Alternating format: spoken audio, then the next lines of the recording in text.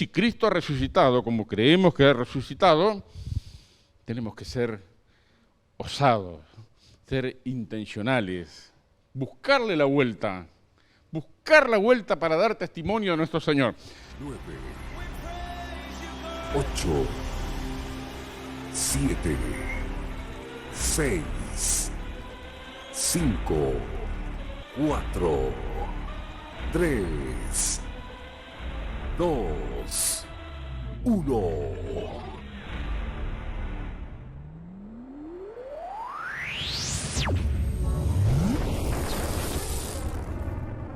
En esta noche vamos a estar compartiendo el tema intencionados por el poder. Intencionados por el poder. Vamos a leer en Romanos capítulo 1, versículo 4. Dice así la palabra de Dios que leemos en el nombre de Jesús. El tema es intencionados por el poder. Y vamos a estar compartiendo 3 puntitos bien rápidos, cortitos, para que no se nos vaya muy largo. Dice así la palabra de Dios, Romanos capítulo 1, versículo 4, que fue declarado Hijo de Dios con poder según el Espíritu de Santidad, por la resurrección de entre los muertos. Qué tremendo, ¿no?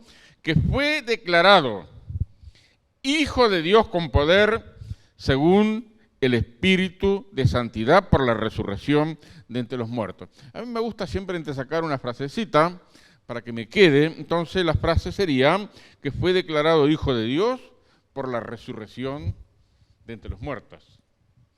Fue declarado Hijo de Dios por la resurrección de entre los muertos. Y para nosotros los cristianos es importante el tema de la resurrección porque expresa el fundamento en el cual se apoya nuestra fe. El fundamento sobre el cual se apoya nuestra fe. En otro pasaje que voy a leer, dice el apóstol Pablo, allá en la carta a los Corintios, una cosa muy interesante, el pastor lo mencionó recién en su video, pero dice allí en el capítulo 15, versículo 13, está argumentando todo el capítulo acerca de la resurrección de Jesús. Entonces algunos decían que Cristo realmente no había resucitado. Verso 13, porque si no hay resurrección de muertos, tampoco Cristo resucitó.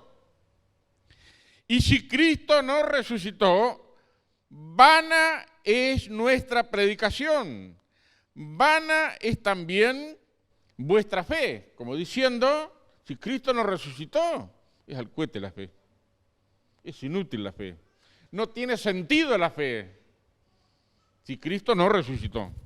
Verso 15, y somos hallados falsos testigos de Dios, porque hemos testificado de Dios que Él resucitó a Cristo, al cual no resucitó, si en verdad los muertos no resucitan. Porque si los muertos no resucitan, tampoco Cristo resucitó. Y si Cristo no resucitó, nuestra fe es vana, aún estamos en nuestros pecados. Entonces los que durmieron, los que murieron por causa de Cristo, los que padecieron el martirio por causa de Cristo, perecieron. Y si en esta vida solamente esperamos en Cristo, somos los más dignos de conmiseración de todos los hombres. Si Cristo no resucitó, es al cohete la fe. No sirve de nada. Somos los más tenidos en lástima de la gente. ¿Por qué? ¿Por qué? Porque estamos creyendo, o mejor dicho, estamos anunciando que Cristo resucitó cuando en realidad no resucitó. Entonces el fundamento de nuestra fe es la resurrección. Si Cristo resucitó, entonces nuestra fe tiene certeza, tiene autoridad, tiene sentido. La resurrección de Cristo es la evidencia de que Él era el Hijo de Dios. Amén. Bueno, que alguno no se me vaya descreído, porque una vez estaba en una clase dando evidencias acerca de la resurrección y expuse primero todos los argumentos que decían que Cristo no había resucitado. Entonces había uno allí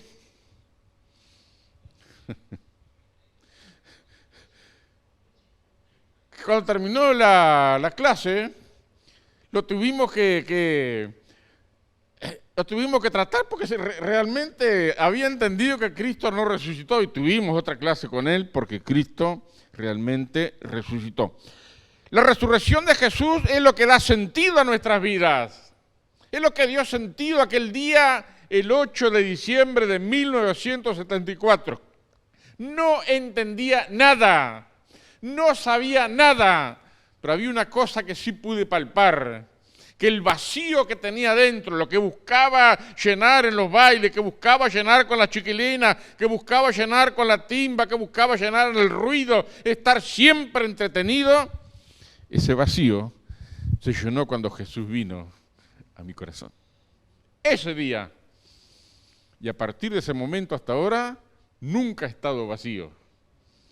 Miren, en mi casa no teníamos agua corriente, teníamos un pozo como a 20, 30 metros, no sé si alguna vez conté esto. Y yo tenía el trabajo de ir a buscar el agua, entonces te iba con el balde allá, tiraba la manija, sacaba el agua, ponía el agua en el balde, llevaba para la cocina, y cada vez que yo iba a tomar agua, y ahí tomábamos agua como los caballos porque no teníamos vaso, tomíamos en el balde. Y cada vez que yo iba a tomar agua, el balde estaba vacío. Y en ese trance, cuando no había conocido a Cristo todavía, mire, esa sencilla acción de ir a tomar agua a un balde vacío, me taladraba por dentro, porque parecía que el balde me decía, vos estás tan vacío como yo. Y efectivamente, estaba vacío hasta ese día, cuando conocí al Señor Jesús como mi Salvador. Es una experiencia maravillosa, es más que una mera creencia, más que un pensamiento, más que una idea, es una experiencia, la experiencia del nuevo nacimiento que da sentido a nuestra vida porque Cristo ha resucitado. Y Él es la certeza de nuestra fe, lo que garante nuestra fe, lo que nos hace hijos de Dios, lo que nos imparte la bendición, su compañía es diaria, el proceso del Espíritu Santo haciéndonos mejorar como persona y el propósito de Dios que se va cumpliendo. Porque Cristo ha resucitado. Entonces, si sacamos la resurrección de Jesús al cristianismo, ¿es una religión más? ¿Es una creencia más? Podemos señalar allá está Cristo, de la tumba de Cristo, pero la tumba de Cristo, ¿cómo está?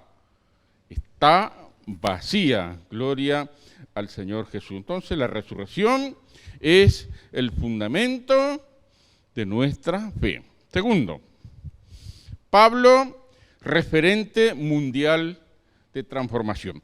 Hace unos años, ya por la década de los 80, nos habíamos casado, no me acuerdo si fue en el 81, 82. Vivíamos en Libertad, entonces el Canal 12, acá de Uruguay, emitió un programa, un documental que hacía toda la semana, y tuvo un programa que se llamó Jerusalén, encrucijada de la fe. Entonces señalaba la historia de Jerusalén, las peleas que hay con los árabes y los judíos por la ciudad. Pero una de las cosas que me llamó la atención fue que el relator, un tal Jacosa, que creo que ya murió, hizo un pormenorizado documental acerca de la vida del apóstol Pablo. El apóstol Pablo es una figura histórica. No se puede contradecir, no se puede evitar que Pablo sea la figura histórica. Y Pablo es el referente mundial de transformación. ¿Por qué? Porque la resurrección del Señor Jesús, de Cristo resucitado, transformó un enemigo y lo hizo su máximo exponente. Y todos nosotros tenemos los escritos del apóstol Pablo, nos identificamos con el apóstol Pablo, nuestro pastor citó al apóstol Pablo ahí en ese video, porque Pablo en realidad es nuestro máximo exponente del cristianismo. Él se yergue a través de la historia como un imponente faro cuya haz de luz va a alcanzar hasta el final de los tiempos. Porque un hombre que fue enemigo acérrimo de los cristianos. Él creyó su deber hacer grandes cosas contra el nombre de Jesús de Nazaret. La historia de Pablo comienza en el capítulo 7 del libro de los Hechos, con el martirio de Esteban. Era un juricito que no tenía 18 años, pienso, por el relato como presenta las cosas. Y cuando iban a apedrear a Esteban, usaron a Pablo como guardarropa. Se sacaban a la túnica, el poncho, el saco, qué sé yo, y los pusieron a los pies de un muchacho llamado Saulo de Tarso. Y él allí custodió la ropa, pero a su vez fue testigo de cuando curtían a pedradas a Esteban. Y cada pedrada que le caía en la cara o en el cuerpo iba tiñendo de rojo su cuerpo. Y Saulo de Tarso fue testigo presencial de ese hecho. Y ese mismo día, Saulo hizo de su misión perseguir a los cristianos. Entonces, con esa idea, fue escalando posiciones dentro del judaísmo y hasta el punto que recibió autoridad para perseguir a los cristianos. Pablo no solamente los perseguía, los torturaba y consentía en su muerte, es decir, que él tenía la autoridad cuando éste se va. Y eso lo mencionan mucho en sus cartas, era algo que le quedó. Yo fui perseguidor, fui blasfemo, yo hice eso en ignorancia.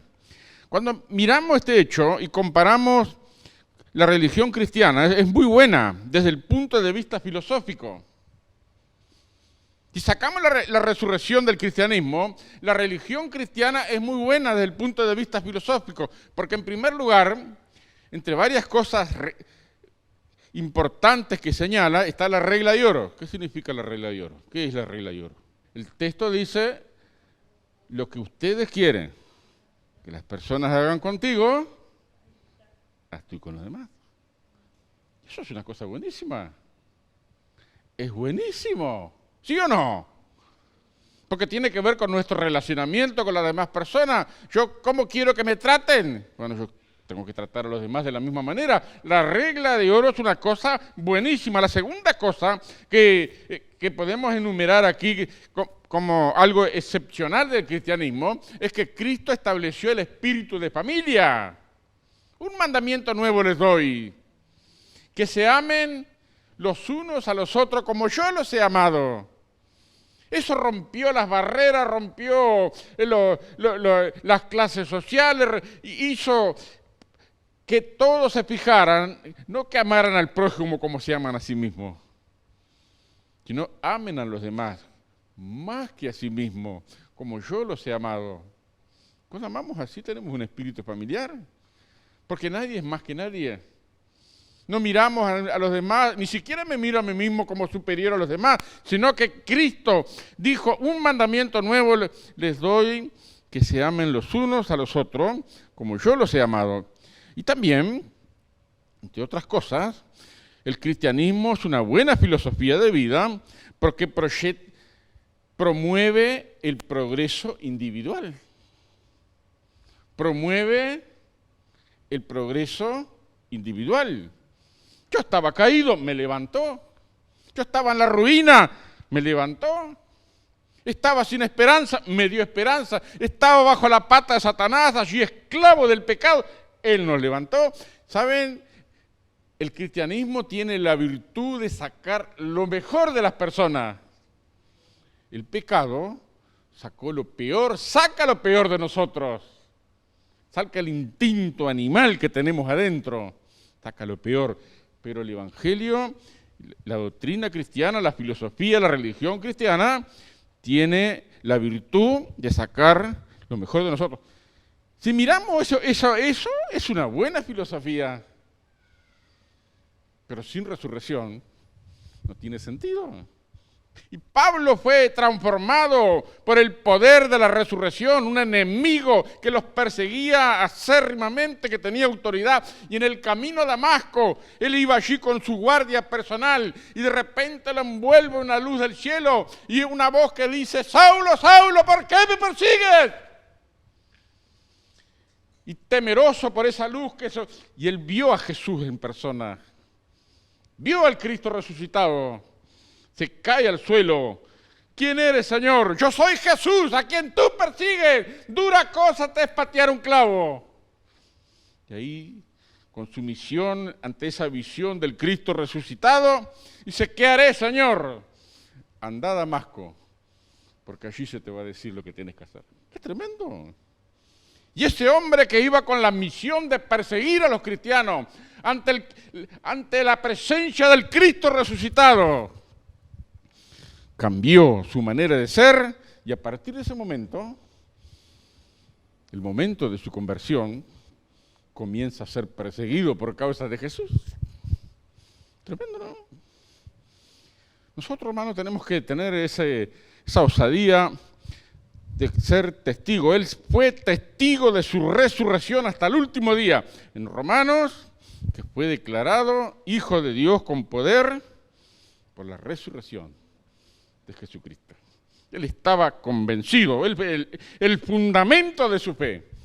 Y un hombre de la talla del apóstol Pablo es una figura histórica mundial, porque es una referencia, nadie puede negar. Bueno, hay un poder en la resurrección de nuestro Señor Jesucristo. Finalmente, el saber que desafía a ser intencionado. En Efesios capítulo 1, el apóstol Pablo escribió la carta a los Efesios, dice en el capítulo 1, versículos 18 y 19, antes de eso dice, bueno, yo habiendo oído de vuestra fe en el Señor Jesús y vuestro amor, no ceso de dar gracias por ustedes, haciendo memoria de mis oraciones, para que el Dios y Padre de gloria, les dé espíritu de sabiduría y revelación en el conocimiento de Él, alumbrando los ojos de vuestro entendimiento, para que sepan qué, cuál la supereminente grandeza de su poder para con nosotros los que creemos, según la operación del poder de su fuerza. ¿Cuál la supereminente grandeza de su poder? La versión popular dice este versículo, el poder sin límite que actúa en nosotros los creyentes. El poder sin límites que actúa en nosotros los creyentes. ¿Se anima a repetirlo? El poder sin límites que actúa en nosotros los creyentes. ¿Qué poder? El poder del Espíritu Santo que levantó a Jesús de entre los muertos. Y ese poder tenemos que conocerlo, tenemos que experimentarlo, tenemos que llegar a tener pleno conocimiento de ese poder. Porque ese es un poder que dice acá, actúa en nosotros los creyentes. Y acá es muy interesante. Los uruguayos vivimos en una sociedad que es agnóstica, no es atea, es agnóstica.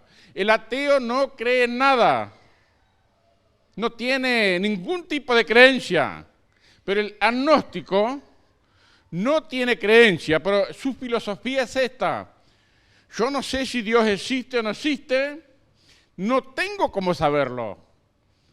La mayoría de los uruguayos se escuda en esta filosofía, que fue inventada por un inglés, no me acuerdo en qué año. Los uruguayos le han agregado una partecita. Yo no sé si Dios existe o no existe, no tengo cómo saberlo, pero tampoco me conviene que exista. Hay un montón de motivos por los cuales no nos conviene que exista. ¿Y cómo le hablamos a una gente así? Miren, usemos una estrategia. Digamos, bueno, deme 2 minutos y le voy a hablar una cosa. En primer lugar, usted tiene mucha razón. Ni usted ni yo podemos saber si Dios existe o no existe. No tenemos dentro de nosotros cómo saberlo, porque la imaginación no nos ayuda. La imaginación, si la proyectamos la imaginación, mire lo que pasa con los marcianos. Hace poco estaba mirando en el Facebook una gran cantidad de caricaturas de cómo se conciben los marcianos, de distintos tamaños, distintos colores, con ojos saltones, con la cabeza agrandada, con la cabeza que le termina en punta, con las orejas así, y todos petizos, pero todos con la cabeza grande. Eso es fruto de la imaginación. Pero nuestra mente no nos ayuda para nada para imaginar a Dios. Porque no hay nada dentro de nosotros que dé pie para darnos una idea exacta de la clase de persona en quien hemos de pensar cuando pensamos en Dios. Entonces tenemos que darle la razón. Mire, si podemos, los felicito. Estoy muy de acuerdo con usted. Número 2. Pero yo le voy a hablar de una cosa. Cristo ha resucitado. Ese es el hecho histórico que nadie puede refutar. Él ha resucitado. Número 3. Yo lo he recibido en mi vida y Él ha efectuado una transformación. De manera que usted hay algo que no conoce. Usted no sabe nada del poder de Dios que transforma la vida. Usted necesita conocer a Dios. Y hay que confrontarlo. ¿Saben que a los uruguayos no nos gusta que nos confronten? Todos somos pecadores, todos somos malos, todos nos equivocamos. Pero ¿y vos te equivocás? ¿Vos te equivocaste? No, todos nos equivocamos. Pero vos te equivocaste. No, todos nos equivocamos. O los matrimonios, a ver, cuando se arma un lío en el matrimonio, ¿quién tiene la culpa? ¿El otro? Pero ¿y vos? ¿Saben que para que haya un problema en un matrimonio se precisan 2? Siempre se precisan 2. ¿O no? Entonces, todos somos responsables. No nos gusta enfrentar la responsabilidad. Entonces, al testificar que Cristo ha resucitado, tenemos que confrontarlo. Vos necesitás conocer a Cristo, porque vos no sabés todavía el poder de Dios, lo desconocés. Y yo conozco el poder de Dios porque estuve en la ruina, estuve bajo la pata de Satanás, estuve en el pecado, estuve arruinado, sin esperanza, con ganas de quitarme la vida, sin ganas de vivir. Pero Cristo resucitado vino a mi vida y cambió mis realidades hasta el día de hoy. ¿Entiende? Entonces, tenemos que vivir y actuar en ese poder sin límite que actúa en nosotros los que creemos.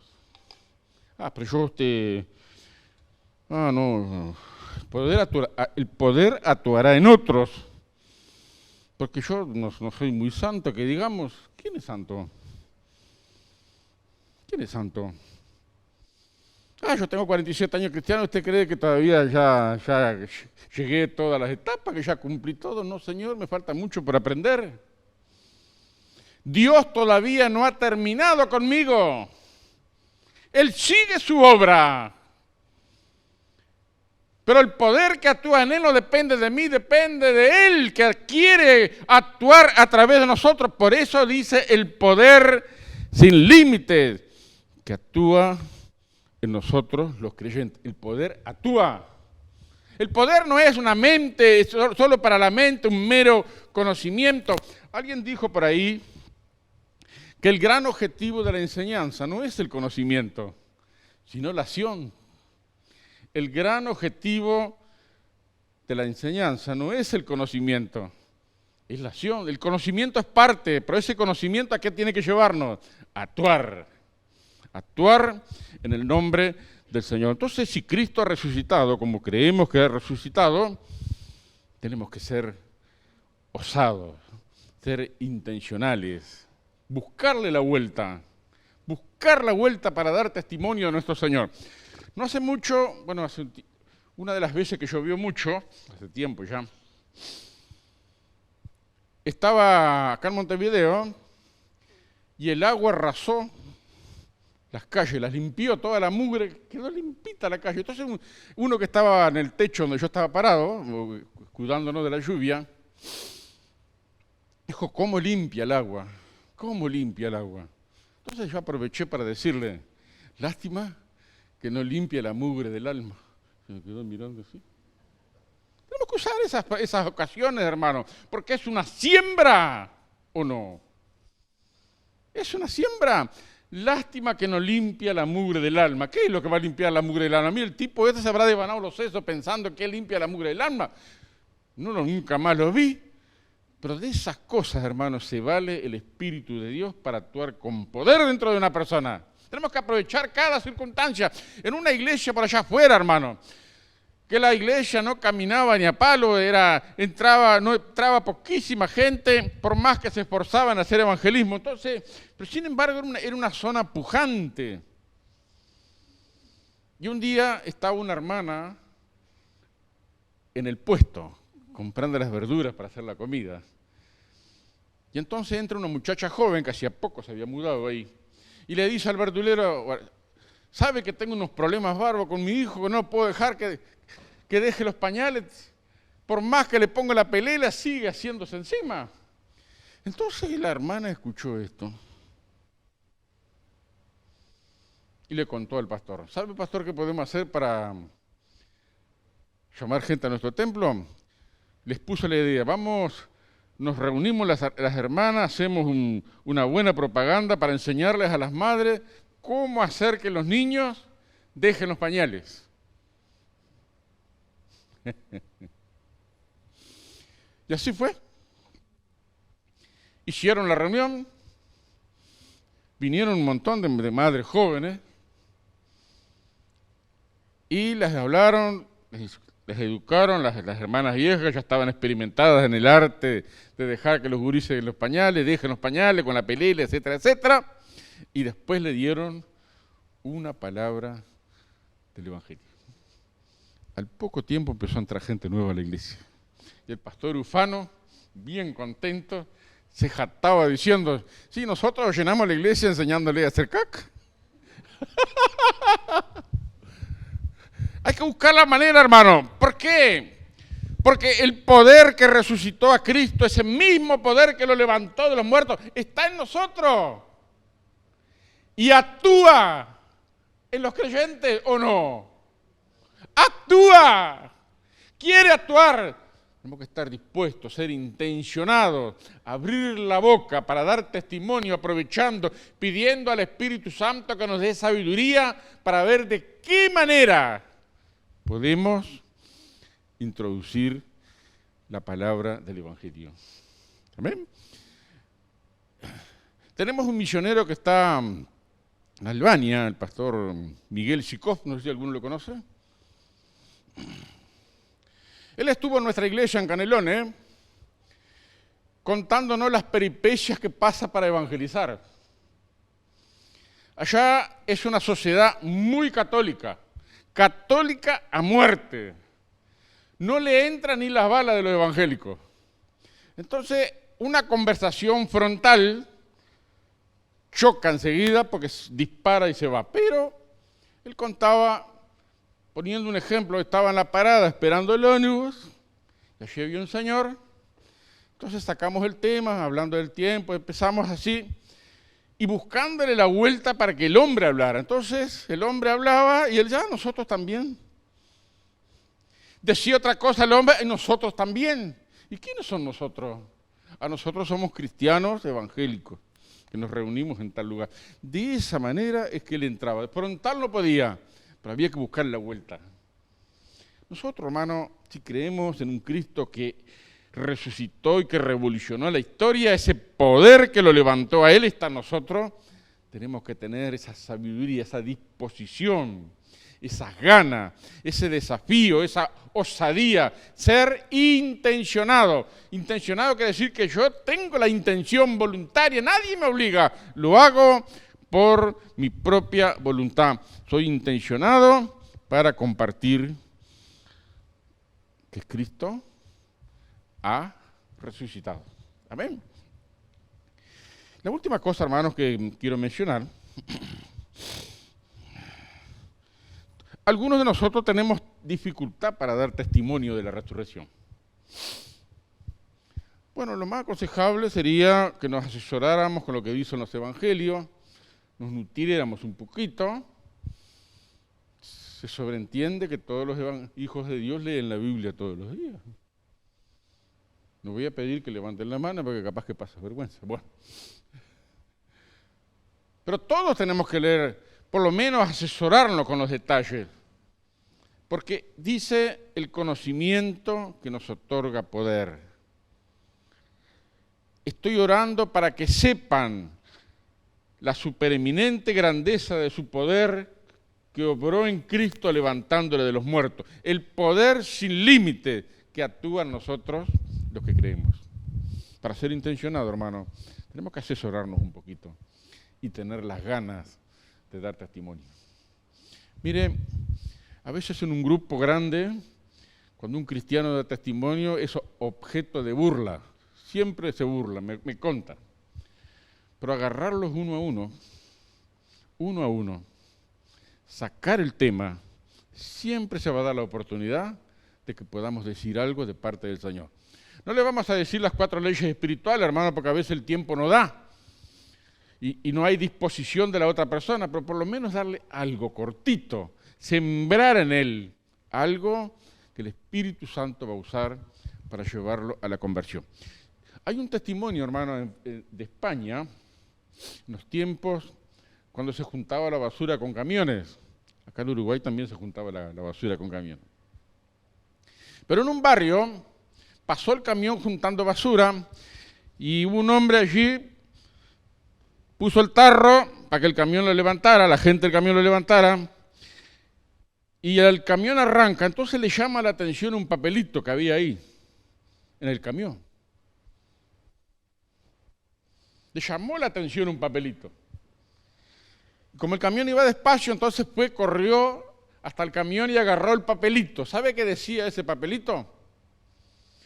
No tendrás dioses ajenos delante de mí.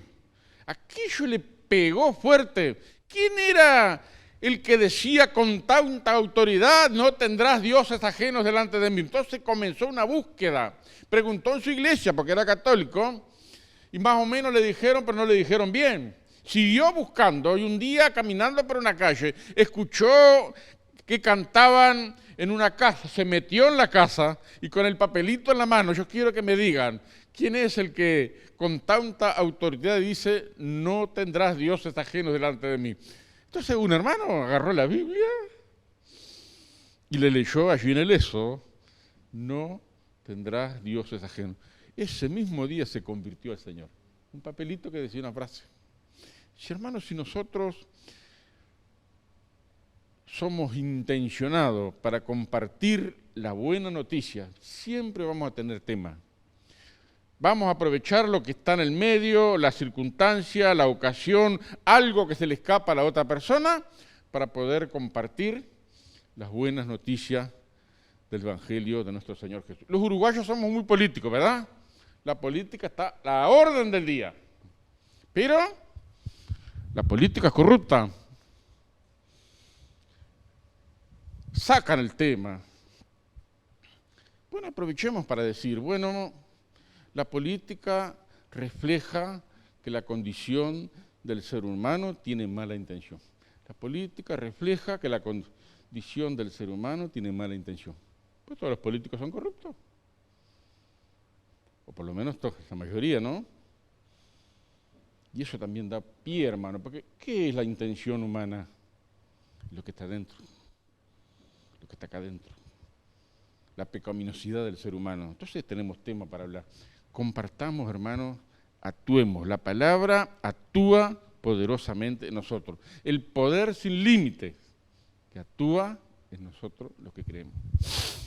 Termino con esto, hermanos. Saben que en estos 8 años que hemos estado con el tema de la enfermedad, que no hicimos nada prácticamente, hemos estado parados, encerrados en nuestra realidad de enfermedad, limitados, bueno, con los problemas económicos que trae una enfermedad, que uno adquiere deuda, no puede trabajar, la vida se limita en muchos aspectos, hay muchísimas necesidades porque hay que pagarla, hay que comprar remedio, hay que comprar esto, lo otro y aquello. Pero en estos 8 años, casi 8 años que hemos estado así en este trance, Dios nos ha dado la satisfacción, hermano, a mi esposa y a mí, de ver que muchas personas a las cuales le dijimos una frase chiquita, abriendo la boca para dar testimonio de nuestro Señor, hoy están congregadas en la iglesia. ¿Amén? Y hoy estuve en una reunión donde el hermano que dirigió la alabanza es el hijo de una familia que ganamos con mi esposa, que hoy está pastoreando una iglesia. Entonces, hermano, ¿cómo fue la cosa Una frase chiquita, cortita, en un momento circunstancial, de esos fugaces que se dan, en los cuales uno le dijo algo y el Espíritu de Dios, el poder que levantó a Jesús de los muertos, es el Espíritu que actúa poderosamente y sin límites en esa pequeña frase que le compartimos a una persona que no conoce a Jesús. ¿Qué le parece? Sea intencionado para hablar en el nombre de Jesús. ¿Por qué? Porque el poder de Dios alimenta nuestra intención. Tenemos argumentos de sobra. No podemos avergonzarnos jamás de nuestro Señor Jesucristo. Y si alguien nos tapa la boca, se burla de nosotros, bueno, a veces amerita por prudencia callarse, pero lo agarramos solo. Lo agarramos solo. Y ahí termina la cosa. ¿Amén? El poder sin límite que actúa en nosotros los creyentes. Gloria al nombre de Jesús, Padre eterno, Dios de los cielos. Le damos gracias, Señor, porque nos gozamos que Cristo ha resucitado. Tú lo levantaste de los muertos con tu poder. Te damos gracias que nos levantaste a nosotros de nuestra ruina, Señor. Nos diste esperanza, nos diste alegría y el gozo del Espíritu Santo en nuestros corazones. Te damos gracias, Señor, que de una vida arruinada hiciste algo bueno con nosotros. Y seguimos creyendo, Señor, que tu Espíritu Santo que levantó de los muertos a Jesús es el poder que actúa en nosotros, y danos esa gracia, esa sabiduría, Señor, para dar testimonio de nuestro Señor Jesucristo, para no avergonzarnos, Señor, y poder dar una palabra, Señor, saturada del poder de tu Espíritu. Te damos gracias, Señor. Tú dijiste que tu palabra no volvería vacía, sino que sería prosperada en todo aquello para lo cual la has enviado.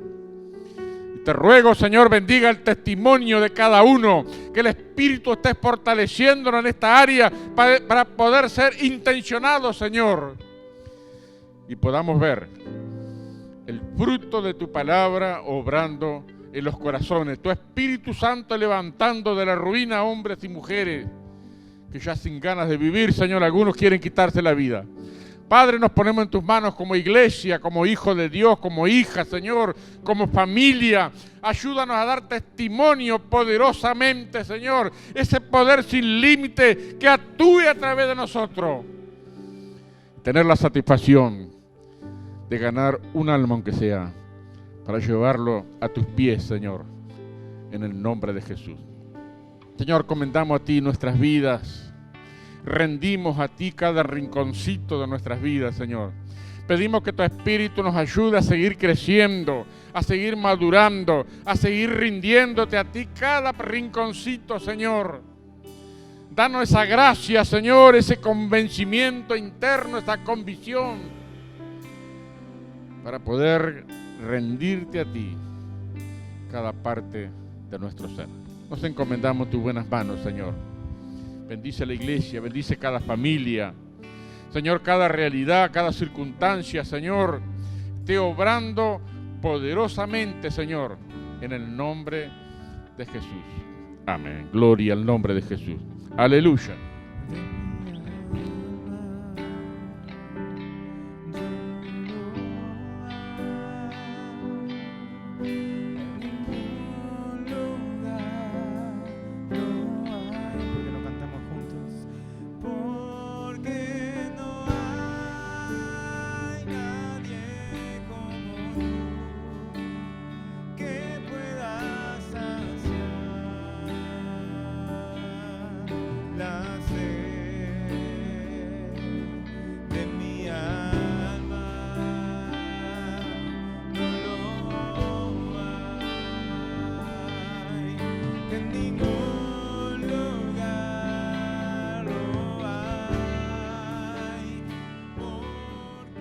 ¿Te bendijo lo que acabas de ver? Ahora te pedimos que nos ayudes a crecer.